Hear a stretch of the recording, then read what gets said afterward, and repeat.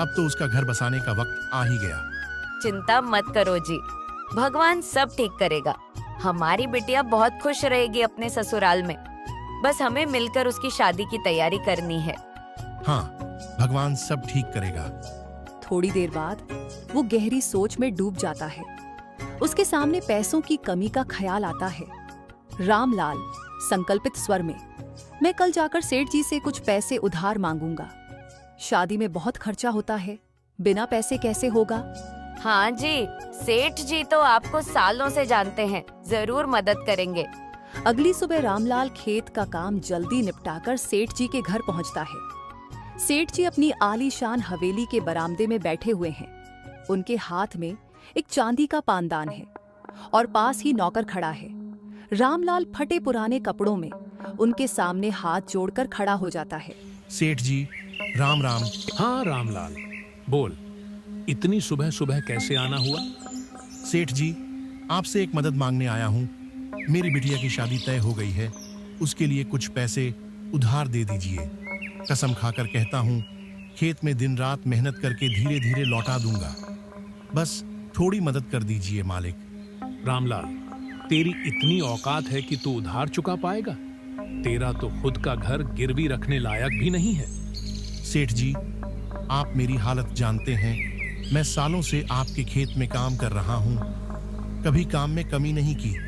बस बेटी की शादी के लिए कुछ ही पैसे दे दीजिए। देख रामलाल, मेरे पास तेरे लिए पैसे नहीं हैं। और हाँ, आइंदा मेरे पास उधार मांगने मत आना। मालिक, मैं जिंदगी भर आपकी सेवा करूंगा। बस बेटी की शादी में मदद कर दो। ना निकल यहाँ से। तेरे रोने गिड़गिड़ाने से मैं पिघलने वाला नहीं हूँ। गरीबों की मदद करके मैं दिवालिया नहीं बनना चाहता। चल भाग यहाँ से। रामलाल के चेहरे पर निराशा छा जाती है। उसकी आंखों में आंसू भर आते हैं। वो चुपचाप मुंह लटकाए वहां से चला जाता है। रात हो चुकी है। रामलाल आंगन में खटिया पर लेटा हुआ है। आसमान में हल्का चांद है। उसकी आंखों में दूर तक निराशा झलक रही है। वह अपनी बेटी के भविष्य के बारे में सोच रहा होता है। धीरे धीरे उसकी सांस तेज चलने लगती है। उसे सीने में दर्द होने लगता है। वह उठकर बैठने की कोशिश करता है, लेकिन दर्द इतना बढ़ जाता है कि वो सीने को जोर से पकड़ लेता है।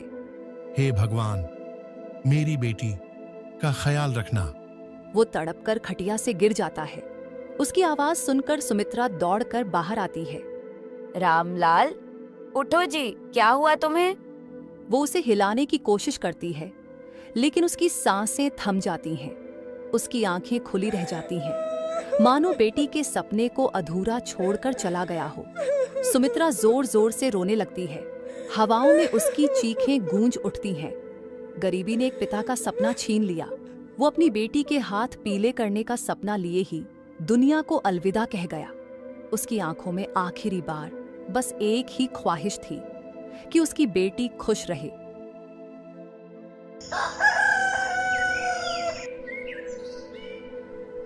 रामलाल की मौत को कुछ दिन बीत चुके हैं। घर में अब भी गम का माहौल है।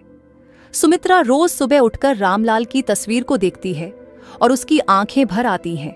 दरवाजे पर दस्तक होती है। सुमित्रा धीरे धीरे जाकर दरवाजा खोलती है। सामने रामू काका खड़े होते हैं। उनके हाथ में एक छोटी सी पोटली होती है। उनके चेहरे पर सहानुभूति का भाव होता है। राम राम बहू, कैसे हो बिटिया के साथ? राम राम काका, जैसे तैसे दिन काट रहे हैं। रामलाल के बिना तो जैसे जीवन ही सूना हो गया है। रामू काका भीतर आते हैं। उनकी नजर घर की टूटी फूटी दीवारों पर जाती है। बहू, मैं आज एक जरूरी बात करने आया हूँ। बिटिया अब बड़ी हो गई है, अब उसकी शादी की फिक्र करनी चाहिए। सुमित्रा चौंककर रामू काका की ओर देखती है। उसकी आंखों में आंसू भर आते हैं। शादी? काका, किस मुंह से उसकी शादी की सोचो? घर में तो खाने तक के लाले पड़े हैं। कहाँ से लाऊंगी शादी के लिए पैसे? सुमित्रा की आंखों में बेबसी छलकने लगती है। वो अपनी बेटी की ओर देखती है, जो मासूमियत से खेल रही होती है। बहू, मैं समझ सकता हूँ तेरी हालत, पर समाज तो यही कहता है कि बेटी की शादी वक्त पर हो जानी चाहिए। गांव में रघुवीर का बेटा गोपाल अच्छा लड़का है, मेहनती भी है और संस्कारी भी। उसने तेरी बेटी का हाथ मांगने की बात कही है। सुमित्रा की आंखों में आश्चर्य और चिंता का भाव आ जाता। काका, शादी के लिए सिर्फ अच्छा लड़का होना काफी नहीं होता। मुझे तो ये भी नहीं पता कि मैं अगले महीने का राशन कैसे लाऊंगी, शादी का खर्च कहाँ से उठाऊंगी। बहू, हिम्मत मत हार, भगवान सब ठीक करेगा। रामू काका के जाने के बाद सुमित्रा देर तक बैठी सोचती रहती है। उसके मन में चिंता और बेबसी का तूफान चल रहा होता है। अचानक वो एक फैसला करती है। वो धीरे धीरे उठती है और अलमारी में रखा मंगलसूत्र निकाल कर देखती है। उसकी आंखें भर आती हैं। रामलाल, तुमने कहा था कि ये मंगलसूत्र मेरा सबसे बड़ा गहना है, लेकिन अब यही मेरी बेटी की इज्जत बचाएगा। मैं इसे गिरवी रख दूंगी। किसी भी तरह मेरी गुड़िया की शादी तो होनी ही चाहिए। सुमित्रा के चेहरे पर दृढ़ निश्चय का भाव आ जाता है। वो अपनी बेटी की खुशी के लिए अपना आखिरी गहना गिरवी रखने का फैसला कर लेती है। सुमित्रा अपनी बेटी गुड़िया की शादी के लिए अपना मंगलसूत्र गिरवी रखने का फैसला कर लेती है। सुबह होते ही वो मंगलसूत्र लेकर गांव के सुनार राजेश सेठ के पास पहुंचती है। उसका मन भारी है, लेकिन बेटी की शादी के लिए वो खुद को मजबूत बनाए रखती है। सेठ जी, मेरा नाम सुमित्रा है। मैंने सुना है कि आप सोना गिरवी रखकर पैसे उधार देते हैं। मैं अपनी बेटी की शादी के लिए कुछ पैसे लेना चाहती हूँ। हाँ, सही सुना है। मैं महंगी चीज गिरवी रखकर पैसे देता हूँ, लेकिन वक्त पर पैसे न लौटाने वाले की चीज फिर मेरी हो जाती है। सुमित्रा अपने कांपते हाथों से मंगलसूत्र निकालकर सेठ को दिखाती है। ये मेरा मंगलसूत्र है, मेरे पति की आखिरी निशानी। इसे गिरवी रखकर मुझे थोड़े पैसे दे दीजिए। मेरी बेटी की शादी हो जाएगी। जैसे ही मेरी बेटी अपने ससुराल में बस जाएगी, मैं धीरे धीरे पैसे चुका दूंगी। राजेश सेठ मंगलसूत्र को ध्यान से परखता है। उसकी आंखों में लालच की चमक आ जाती है, लेकिन वो अपनी आवाज को संयत रखता है। वैसे तो मैं बिना किसी सिफारिश के पैसे नहीं देता, लेकिन तुम्हारी हालत देखकर तुम्हें ईमानदार समझ रहा हूं, इसलिए इस मंगलसूत्र के बदले मैं तुम्हें पैसे दे दूंगा। लेकिन याद रखना, अगर समय पर पैसे वापस नहीं हुए तो ये मंगलसूत्र हमेशा के लिए मेरा हो जाएगा। सुमित्रा की आंखों में आंसू आ जाते हैं, लेकिन वो मजबूर थी। वो सेठ की शर्त मान लेती है। जी सेठ जी, मैं समय पर आपके पैसे लौटा दूंगी। राजेश सेठ उसे पैसे देता है। सुमित्रा उन पैसों को कांपते हाथों से पकड़ती है और आंखों में आंसू लिए घर लौट जाती है। कुछ ही दिनों में सुमित्रा ने अपनी बेटी गुड़िया की शादी बड़ी ही सादगी से करवा दी। शादी में ज्यादा धूमधाम तो नहीं थी, लेकिन माँ का प्यार और आशीर्वाद भरपूर था। गुड़िया विदा होकर अपने ससुराल चली जाती है। अब सुमित्रा के पास कुछ भी नहीं बचा था। पति का साथ पहले ही छूट गया था। अब बेटी भी विदा हो गई थी। उसके पास सिर्फ अकेलापन और संघर्ष था। वो गांव के बड़े बड़े घरों में बर्तन मांजने और झाड़ू पोछा करने लगी, ताकि किसी तरह अपना गुजारा कर सके। दिन रात मेहनत करके वो जैसे तैसे अपना जीवन काटने लगी। कई महीने बीत गए। एक दिन दोपहर में जब सुमित्रा थकी हारी अपने छोटे से घर में बैठी थी, तभी दरवाजे पर दस्तक होती है। वो दरवाजा खोलती है तो सामने उसकी बेटी गुड़िया खड़ी होती है। उसे देखकर सुमित्रा की आंखें भर आती हैं। अरे गुड़िया, तू यहाँ अचानक? सब ठीक तो है ना? हाँ माँ, सब ठीक है, बल्कि बहुत अच्छा है। इस बार राकेश, उसका पति के व्यापार में खूब मुनाफा हुआ है। जब मैंने उसे घर की हालत के बारे में बताया तो उसने तुम्हारे लिए पैसे भेजे हैं, तुम्हारे सारे कर्ज चुकाने के लिए। इतना सुनते ही सुमित्रा की आंखें भर आती हैं। उसकी बेटी आगे बढ़कर उसकी हथेलियों में पैसे रख देती है। सुमित्रा की आंखों से आंसू बहने लगते हैं। उसकी आंखों में राहत और खुशी दोनों झलकती हैं। तू इतनी दूर थी, फिर भी मेरा इतना ख्याल रखा। भगवान तुझे हमेशा खुश रखे बेटा।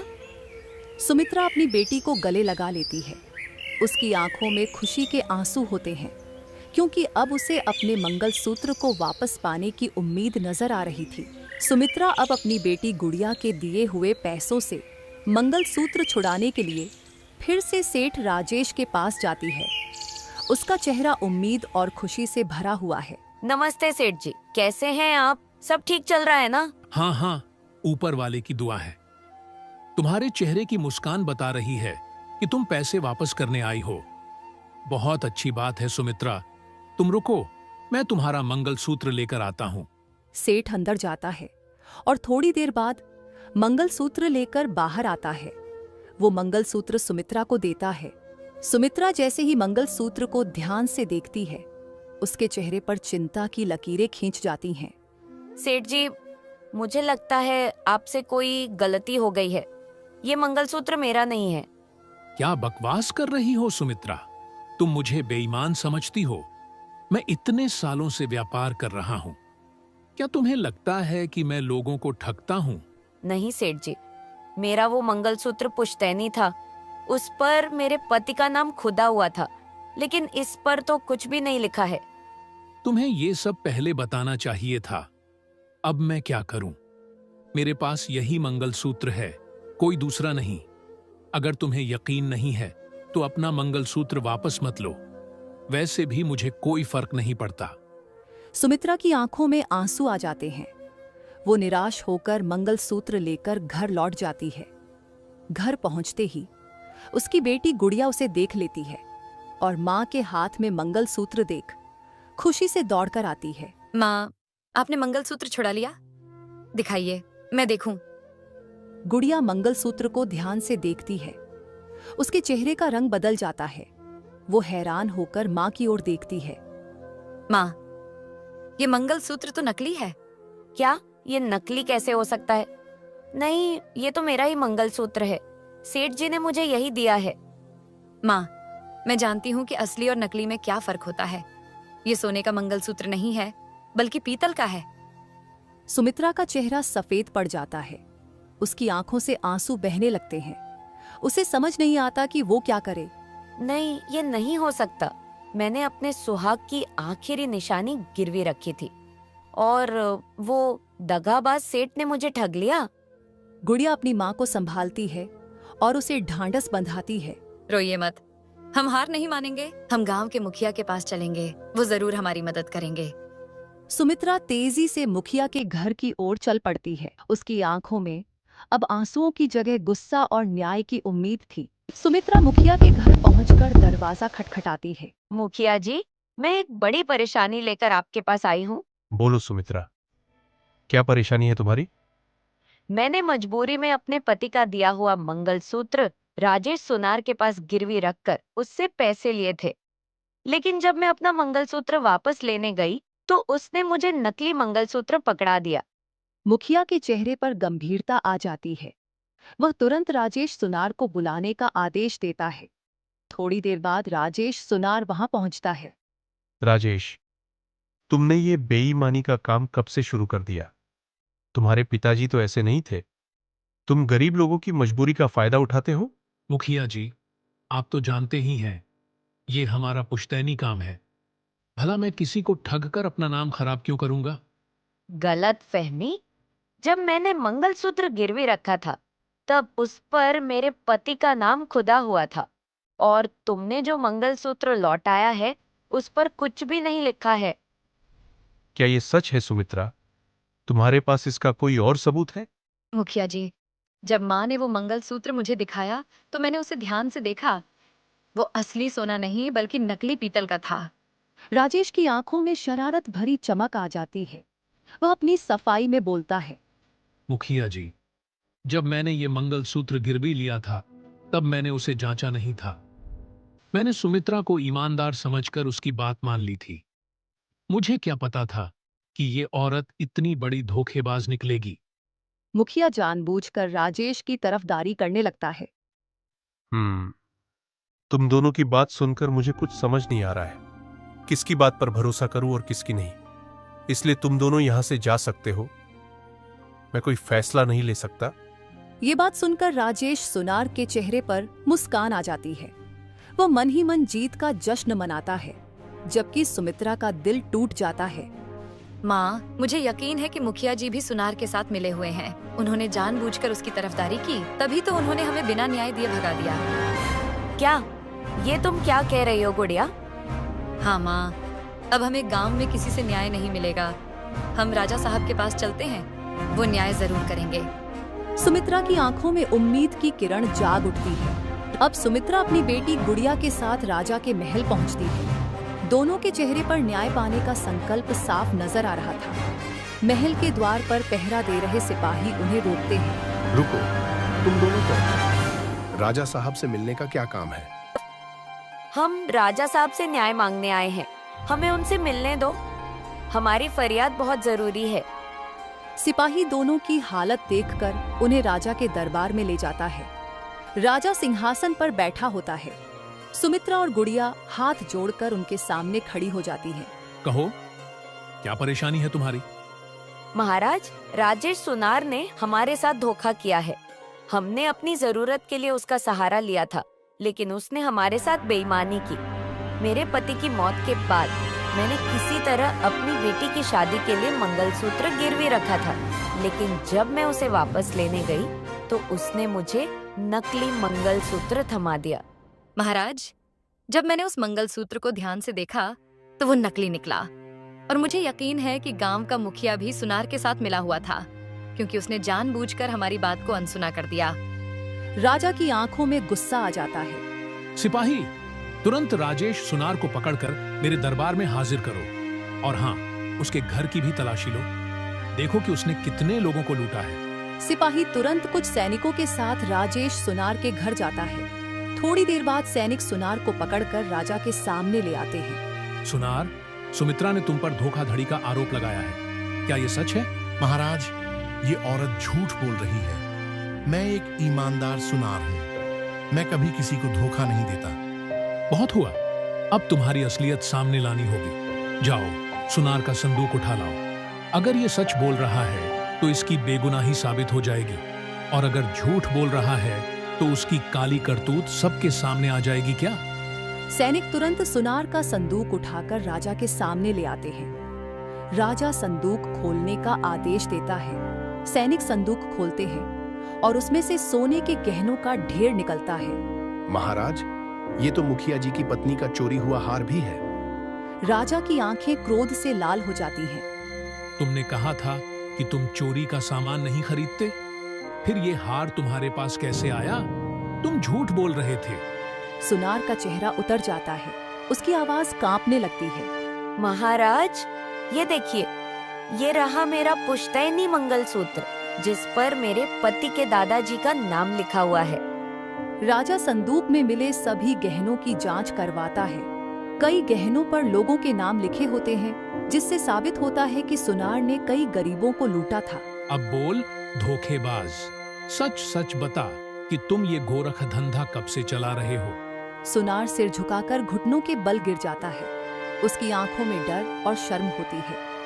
महाराज, मुझे माफ कर दीजिए। मैंने लालच में आकर गरीबों को ठगने का काम किया। जो लोग मेरे पास गहने गिरवी रखने आते थे, मैं उनके गहनों को गिरवी रखकर वैसे ही नकली गहने बनवा लेता था और उन्हें असली की जगह नकली गहने लौटाता था। जब लोग मुझ पर इल्जाम लगाते थे तो मैं उन्हें ही झूठा ठहरा देता था। तुम जैसे धोखेबाज को माफी नहीं मिलेगी। इसे गांव से बाहर निकाल दो और घोषणा कर दो कि ये आदमी अब कभी भी गांव में कदम नहीं रखेगा। सिपाही सुनार को पकड़कर गांव से बाहर ले जाते हैं। गांव वाले राजा के इस फैसले से खुश हो जाते हैं।